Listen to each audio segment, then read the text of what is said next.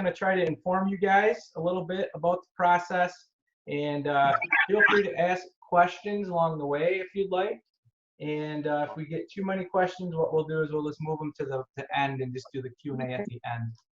But all right, so here we go. One of the most important parts is getting pre-approved. Oh, first I wanted to introduce everybody. So we've got Renee.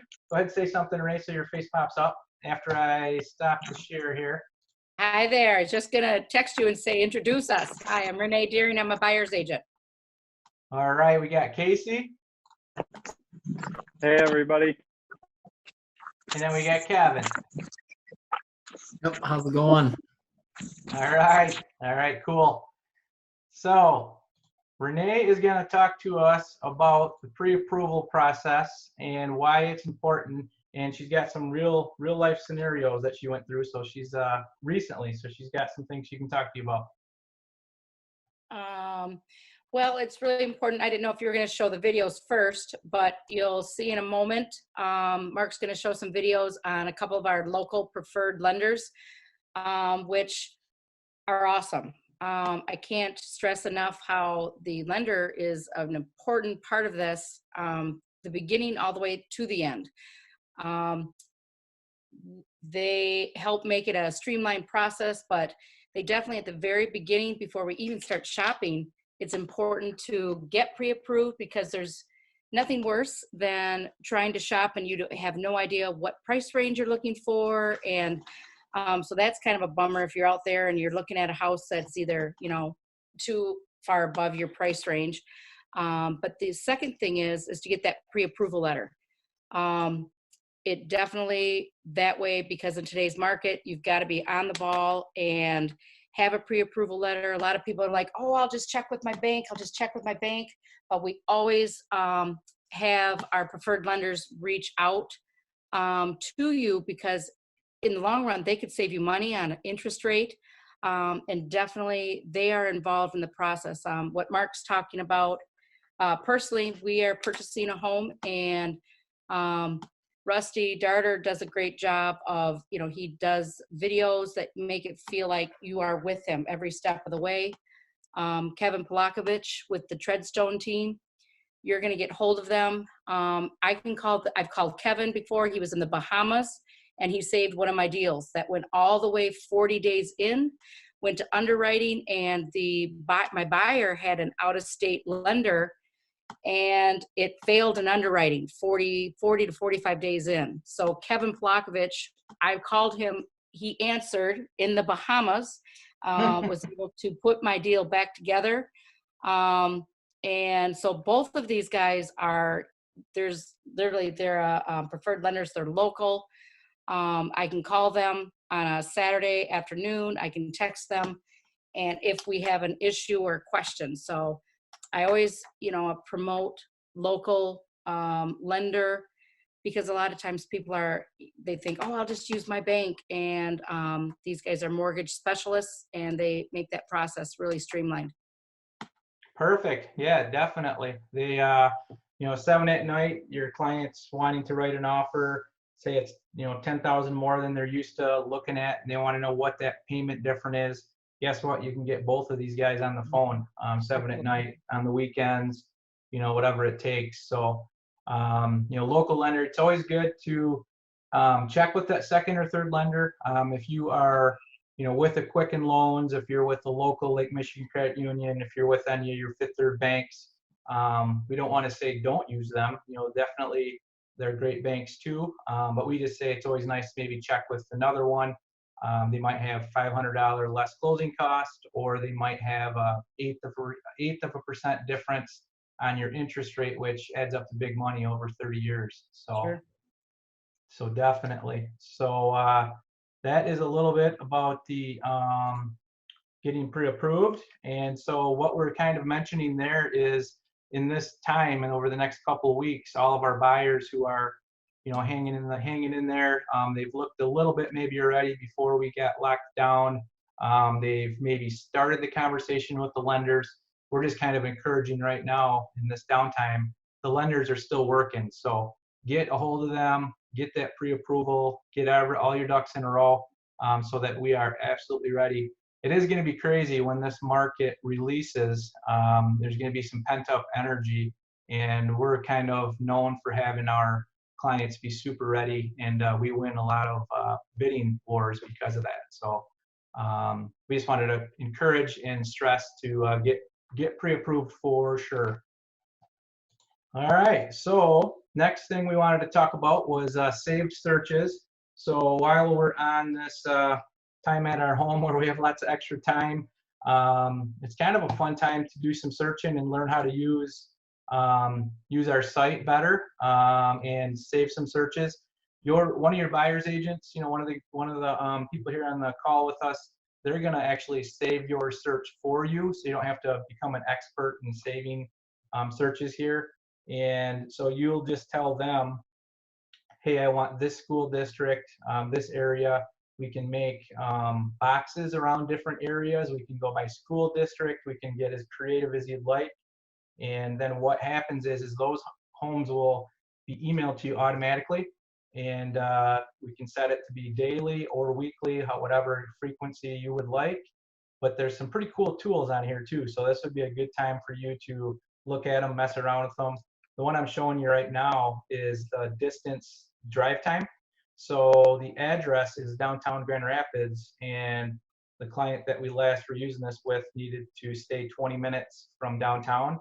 So this odd shape here is basically showing you at 7 a.m. It actually goes by what time of the day. So if you, said I go to work at 6 a.m., I go to work at 8:30 p.m., whatever that is, this will change. It's off of real-time traffic.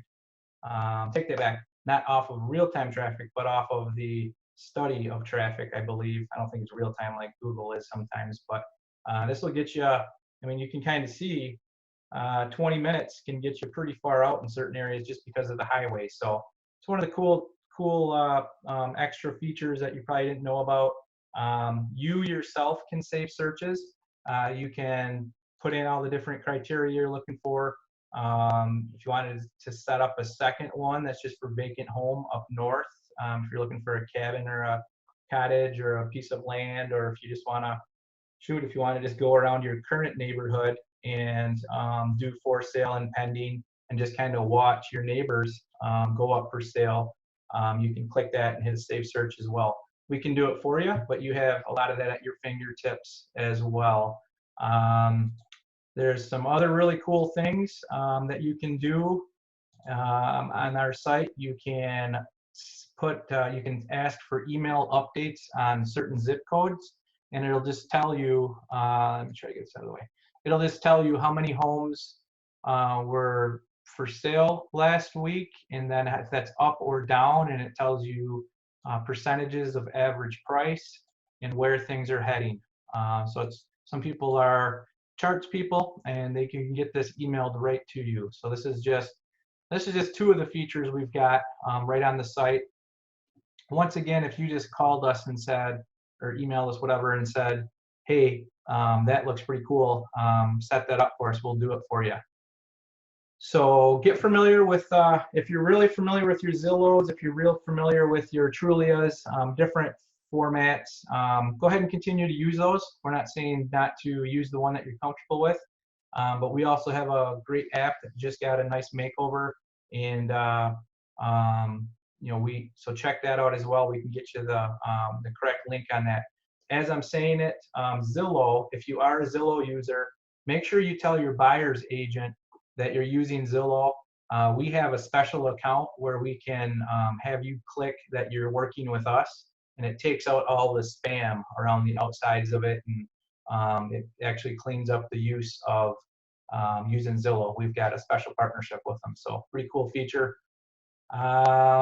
So one thing too, yeah. to that save search, if my microphone's working. Yes.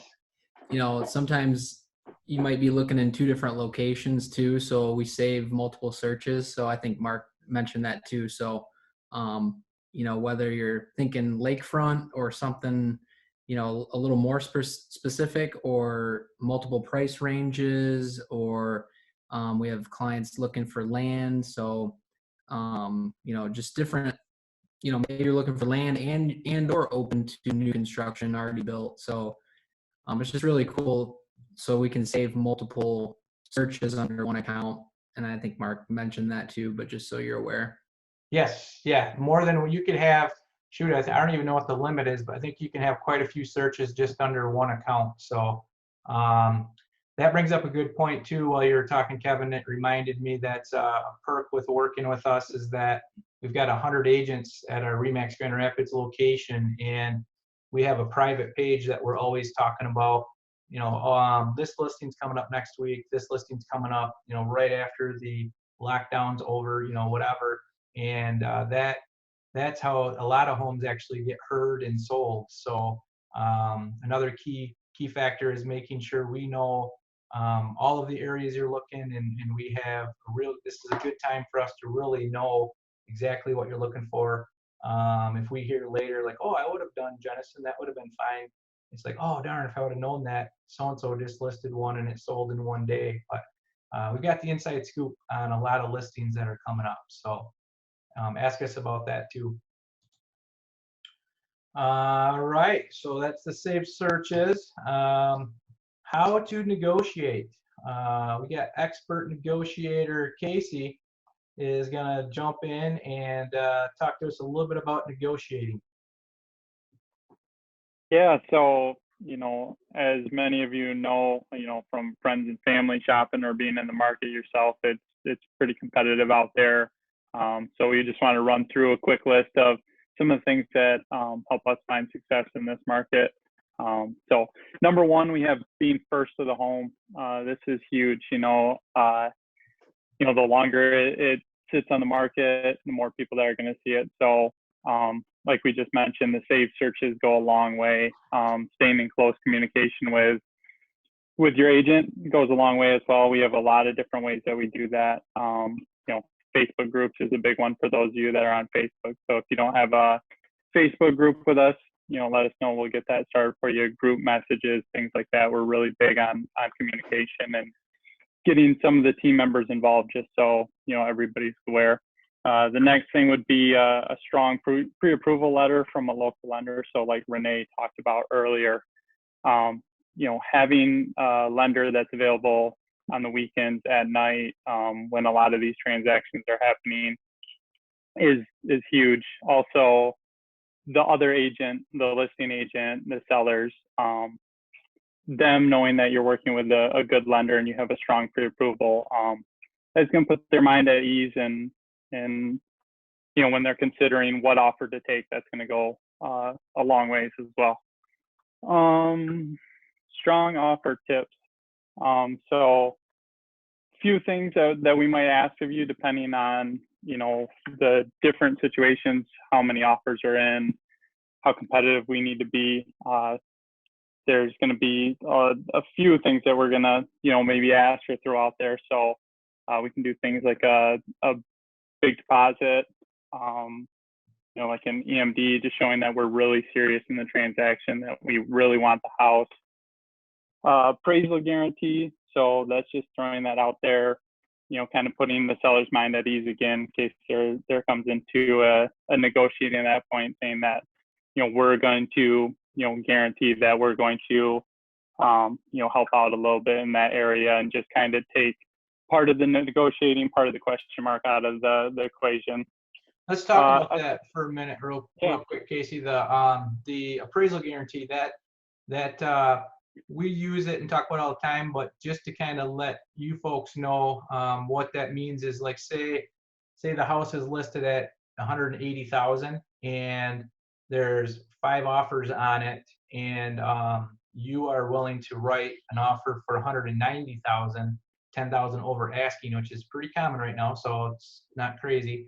And one of the tips or tricks that we'll put on the offer is that, if we have 20% down, 30% down, and we're a pretty strong buyer, we might say that we'll cover up to 5,000 over appraisal value. So if all of a sudden, for whatever reason, this doesn't happen too often, but we like to just, this looks like a really good strength on the offer, to where if it came in at 185, the appraisal came in at 185, we still buy it for 190, and the seller doesn't have to panic thinking that the offer is going to get shot back down to 185. So it's a strong move. It's one of many of our strong moves. We don't use these on every situation, but we've got them at our fingertips.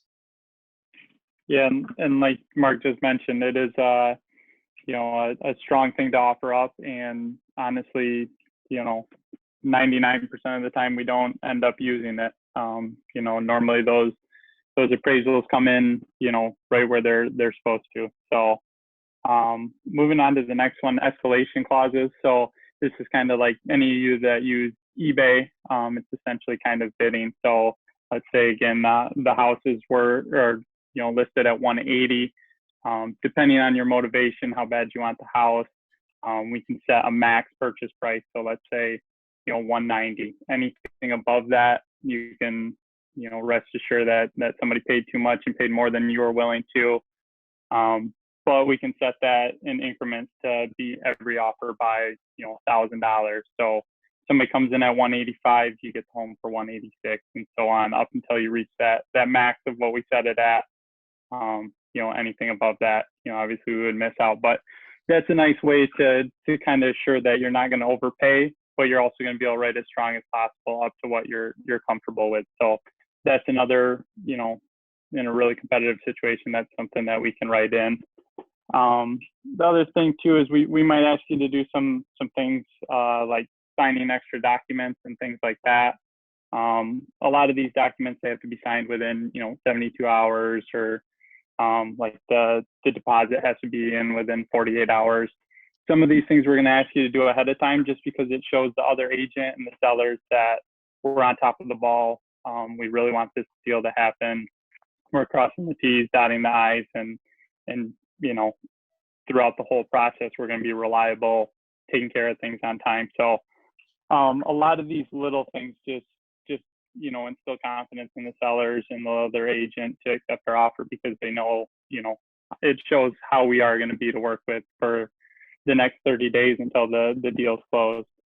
I can speak on that too, just to kind of chime in. Like I'm on the listing side of the team, so I'm on the side where those 4 offers, 5 offers come in, and I can normally tell by the phone call from the agent, hey, I got an offer coming over. I like when they call, and that all you guys do, all of our team does. We've got an offer coming over. Tell me a little. And on the listing side, I love when I hear about their buyer, that they've been looking for 2 months. This isn't their first time out. They are pre-approved through a local lender. I can speak from my side, like what Casey's saying. You can tell who's super prepared and who's got all these ducks in a row, and that does. $2,000 extra isn't going to make a difference. It might go with somebody that for another reason for the seller for the extra. But if it's neck and neck, and the seller's going to ask me who do we have more confidence in, I'm going to have more confidence in the prepared agent. So just wanted to kind of chime in there. Yeah, no, that's great. And, kind of piggybacking off of what Mark just said, again, talking about the lenders, we submit an offer, we call. The other thing that we ask in really competitive situations is that our lender calls and kind of vouches for us, vouches for the pre-approval letter, ensures the other side that they're a strong buyer.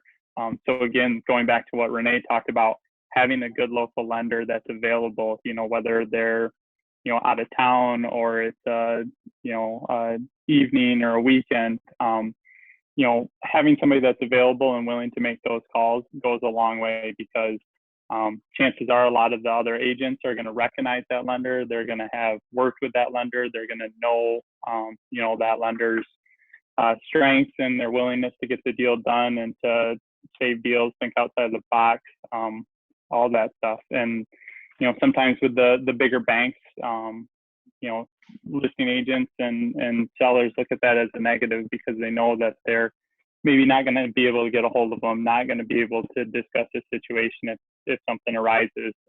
So again, just going back to that confidence of who they want to work with and who they have the most faith in, because a lot of times it's not always who writes the highest number on the purchase agreement. A lot of times it's who, you know, wrote strong and who shows that they're prepared, they're ready to go, that this deal isn't gonna fall apart, you know, 3 weeks after they accept the offer.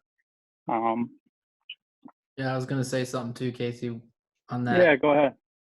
Just anytime we name drop a couple of the lenders we use, and I know we're beating a dead horse with the lender thing, but you know, listing agents literally say, "Oh, I love working with them." You know, so even if it's a cash buyer up against you with a loan that's really, really reputable, you know, when a listing agent is already ready to vouch for your lender, you know, that's huge. So it's yeah, it's really cool. I mean, I know everybody wants to get the best rate and everything's very competitive. So our lenders 9 times out of 10 will match or beat, you know, if you already do have an approval. So we always want that second opinion, because hearing those words directly from the listing agent, "Oh, I love working with them," you know, that's going to make your offer stand out even more when they're presenting. So Yep.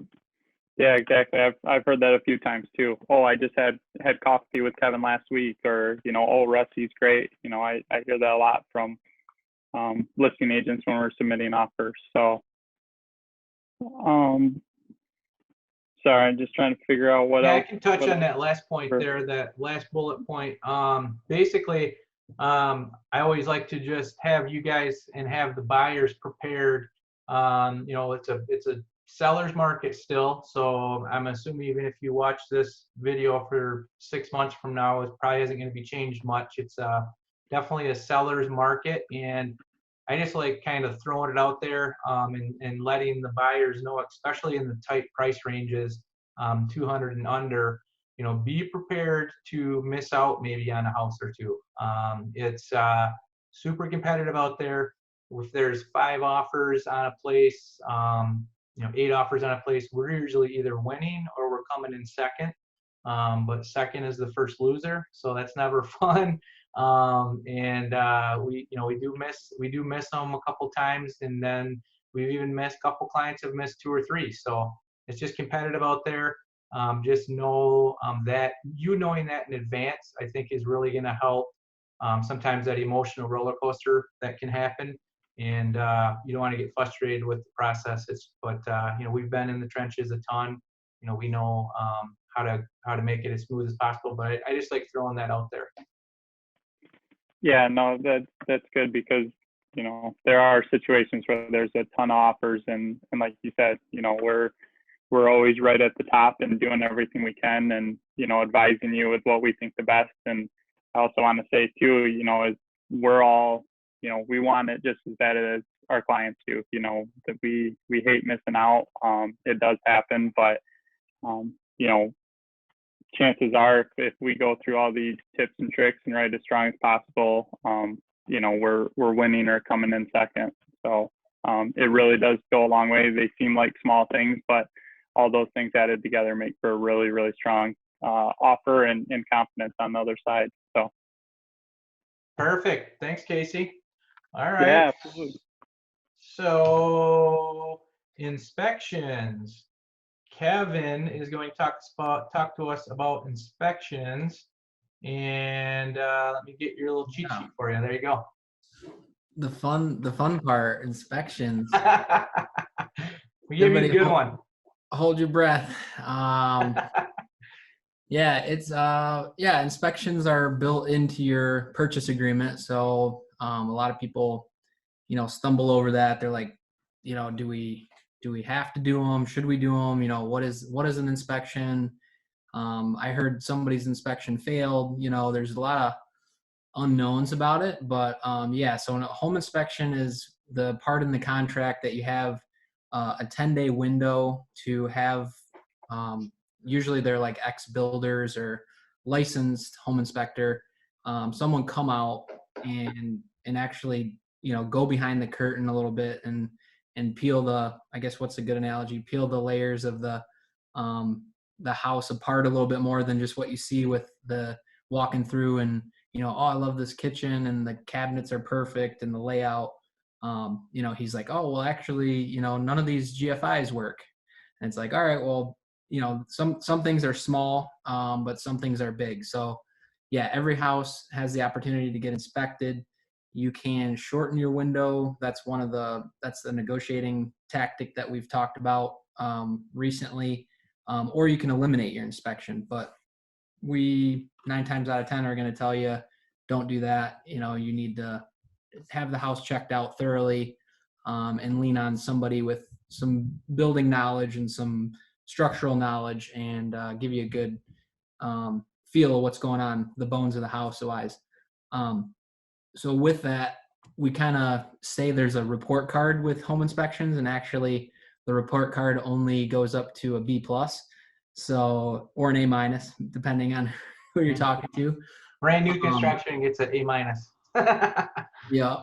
So basically, you know, you're never going to get like a home inspector in there, or you shouldn't definitely get a home inspector that walks in the house, is there for 2 hours and walks out and just says, yeah, it looks great. You know, like has nothing to say.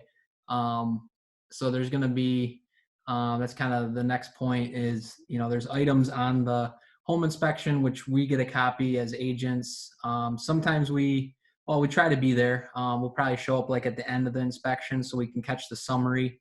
And if there's anything that you had questions about, we advise you to go to the home inspection, and then we can talk, you know, right there with the home inspector and say, hey, what was that? You said something about, you know, there's a small crack over by the sump pump. Is that something we should call a foundation guy about, or is that a normal wear and tear? You know, there's those buzzwords out there that can be scary at first, and then, you know, oh, okay, it's just a normal, you know, curing of the concrete on that foundation wall. Keep an eye on it, but you shouldn't have a problem. Okay, great. You know, that just saved us a headache and calling an expert that didn't really need to get a call, kind of thing. So like a foundation guy to come out. So yeah, there's going to be a little bit of time to digest and go over, you know, what's in that report. And then there's a bullet point on this that says, did you bid against other homes? So there's going to be more severe items, you know, obviously like a furnace not working or a water heater not working. You know, we're gonna try to get that in working order for you or repaired, because you need a good working solid house to buy. But when you're bidding, or when you just got out of a bidding war, and we talk to a seller and they're not really willing to work with us, you're putting yourself at risk of losing the contract. So hey, is it okay to live with that roof leak? You know, it does have a small roof leak around the chimney. That's an area we see a lot. We have a good chimney contract. We can kind of snap a photo of it, and I'll see what he has to say. If it's something major, maybe $200-300 to get this repaired, or if it's more than that, and then, you know, so you can kind of make your own judgment, what you're willing to kind of say, okay, I can handle that, and kind of move on if you don't get a seller that wants to work with you on repair items, because there could be 4 or 5 other backup offers that they could turn to and say, I will try somebody else then, you know. So so there's, yeah, I hope that kind of makes sense, sums up how we gauge, you know, different things that, and it depends, you know, if a house has been on the market for a month or 2, you know, you might have a seller that's more lenient and open to, yeah, I know the water heater is old, you know, and okay, we can potentially talk about getting a replacement in there, or maybe a home warranty, you know, something where we can try to negotiate with a seller. So it's Yeah. yeah, case by case, but Yeah, there's majorly different scenarios, and I think Kevin, you're talking mostly out of the right now. You're kind of talking mostly out of the bidding war, you know, ones that you guys are, you know, on the yeah, front lines of, and so yeah, you'll just have to you know, lean on us. We're doing a ton of these. We've seen a ton of reports, and you know, we know when to push and when not to. And there's times where people say like, oh, you know, I want, here's the, and by the way, every inspection report is like 40 to 60 pages long. I mean, they come over as a book, and if you don't know that in advance, you might think, man, this house I just bought is a piece of crap. Look what's wrong with it. It's got this, this, and this. We've even had people say to this 40-page report, like, hey, send this to the seller. We'd like these items fixed. And they're like, whoa, a 2-year-old house, that same inspector could go into a 2-year-old house and still put a 30, 40-page report together. They're just doing their job. I mean, they're pointing out every single little thing in there. So you'll have to lean on us a little bit to know, like, what are the the items that are commonly asked for repair, and then what are the items that are not commonly asked. So that even if they're not commonly asked, doesn't mean we won't. We can always do that. But we're here to kind of try to help you not get your hopes up for that brand new $20 faucet when there's 4 other people who wanted the house, and somehow we outbid them. And you want to. Can I chime in just a little bit too, Mark? Yeah, you got a personal experience too. Yeah, totally on that experience. Like what I tell my buyers, because it is overwhelming. And that report is 60 pages that don't print that by mistake. But you look it over. I always tell my buyers, we're looking for that B+, and we are looking for unforeseen safety items. And, and so I always say that type, that we're not looking for everything to get repaired, because that's what the inspector's doing. But that's what I always say is we're looking for unforeseen things that you wouldn't know. You wouldn't know, my personal experience. We purchased our house, and, Todd, the inspector, turned on the water pressure, and he let it run for 30 seconds, a minute, and I wouldn't have noticed it, but he goes, oh, you see that? There's a pressure change in the water. Well, that ended up being an issue with the bladder for the well. And I mean, that's something that I wouldn't have seen. So, I mean, the inspectors are doing their job, but I always say to them, safety or unforeseen items that might need to get repaired is what we're looking for. And in your case, and just for conversation's sake, in your case too, there was first day on the market or first day and a half on the market, and you had missed out on another house. So we were able to say, hey, that's something that you guys are willing to handle. Yeah. And then, interestingly enough, it came back up during the well and septic inspection. And so now we're back to maybe being able to ask for it. So she's going to talk to the seller. So that, just like I say, lean on us. There's a million things scenarios we could go over. And it looks like Kevin's got something more too. I was going to say, when we're walking through the house too, because there's like on here, it says hard to negotiate on items that weren't obvious. So we'll get the seller's disclosure over to you, which will have, maybe some of these items such as, it doesn't have insulation in the attic or something, we'll kind of know maybe already going into it what's been taken care of, or is there already a foundational leak or roof leak, or something that will kind of advise you on, and you'll know ahead of time too, kind of the condition and the history of the house. So yeah, I can touch on that too. That from the listing standpoint, since I do mostly listings, if I know that there is a foundation crack that they had resealed, and that it gets a little wet in the basement, and that the some other little minor things are, the roof is on the last 5 years of its life.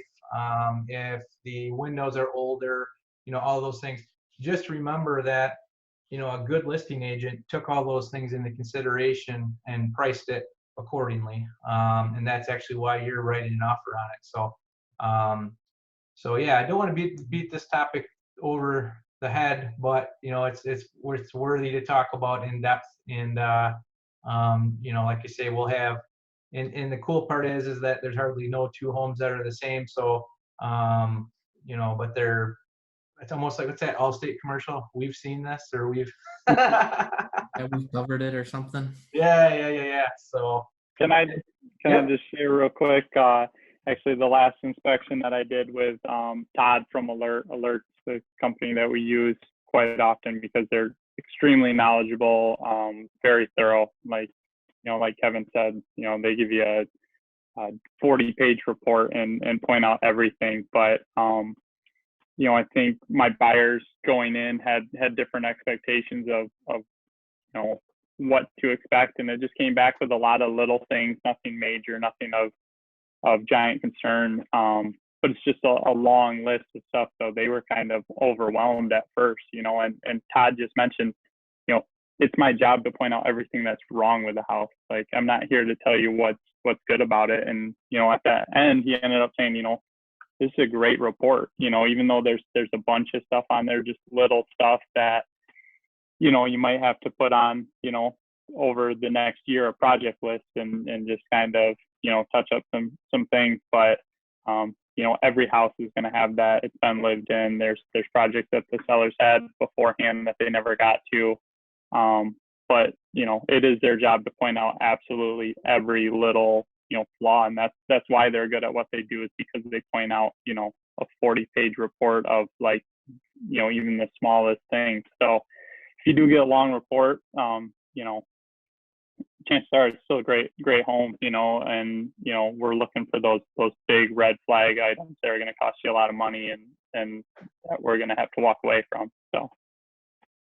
Perfect. All right. So that was the inspection talk. Smooth process. I don't have any cheat notes on this, darn it. But so anyways, we just want to talk to you a little about this too. Once again, we're kind of prepping you for jumping into this process and feeling well educated, knowing what you have coming your way. But we wanted to remind you also with this smooth process slide that we've got Jessica, full-time administrative assistant. We've got some full-time marketing, Katie. We've got Beth, who is our client care. And those are just staff members, not even talking agents. So you have a full team around you. I've got 23 years of experience. I'm coached by a high-level coach on a national level. And we have been putting these systems in place. Our checklists for everything we do are, a mile long, and we've really fine-tuned it over the years. So, wanted to let you guys know that we take our systems seriously, and we're constantly adding to them, fine-tuning them. And I think if you're this far with us, you already know that. But just wanted a little reassurance to you that you're working with a team that's got things pretty well organized. So there you go, without any notes. How's that? That was good. So we're on YouTube. So I wanted to show you a couple things here. Kind of like we were just saying too about how we are pretty organized and we have a lot of systems in place. We're big on keeping clients informed. And we're big on communication. Casey talked earlier about our Facebook private groups, our group text messaging. We're huge on keeping everybody on the same page and informing people. Along to go with that, we have a YouTube channel that is full of really cool, fun stuff. Our video listings, video walkthroughs, they're just kind of fun to watch. A lot of topics that are real helpful along the process. Those are usually down near the bottom that we recorded a while ago. But what to do, each week of the process where you're going to get a video that says prepare for this. Week 2, you're going to get a video that says prepare for this. We're answering your questions before you know that you have them as a question. So, and that's usually all through video format. We have some testimonials on here if you're new to us and you want to check around on us. We have our vendors on here, a lot of different vendors we meet with. This is a roofing specialist. We've got a local author, marketing guru. We do a lot of special events and we do some things that we show up at. So that's our YouTube channel for business, and we'll keep you well informed there. Maybe something you can do while we're the next couple weeks when we're not doing much because of the lockdown. You can watch some videos. And then on a fun note, because we love video and because we love that kind of stuff, we've got an adventure YouTube channel as well, and a website. And all of us are individually into different things, outdoors mostly, that cycling, CrossFit, climbing.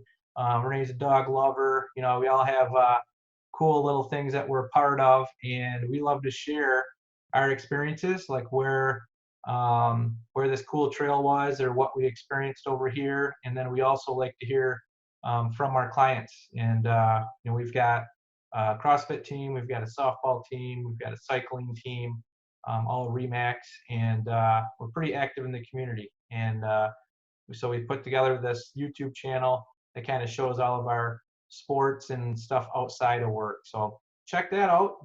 Get to know us a little bit about who we actually are, instead of just on the real estate side. So, and And yeah, people can check go to the website and check in with what they're doing and make a blog if they want to as well. The adventure. I know that yeah, was I'll flip over to that real quick. So we've got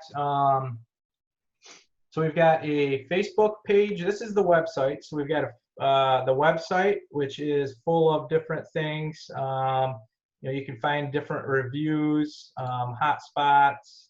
You can jump on and see the different places that we've reviewed. You can see gear reviews, different gear that we've reviewed. And you can just all kinds of content. Most all of these are videos. And then, like Kevin was saying, you can interact with this site particularly by posting, and your post will go right on here. And so it's kind of a fun thing that's newer that we're looking to do. There's actually going to be T-shirts and stuff like that that you can get on here. You know, basically like adventure team, all kinds of fun stuff. Our Facebook page is go to Adventures, See Do Share. I think I'm saying that right. See Do Share. And we can give you links to it and whatnot. But that's where everybody uses Facebook. So that's where you can throw what you did last weekend. Check out this new campsite. Check out this awesome lake shot. Kevin can do one of his workouts for us and show us how to do burpees. And it all goes on that adventure Facebook group. And then what we're going to do is pick one or two randomly here and there, and then we're going to spotlight them on the business page or on the website as a blog. So we love not just selling real estate, we love being active and doing fun things. So can't encourage you enough to kind of join us over in these spots and have some fun and actually get to know us better while we're getting to know you.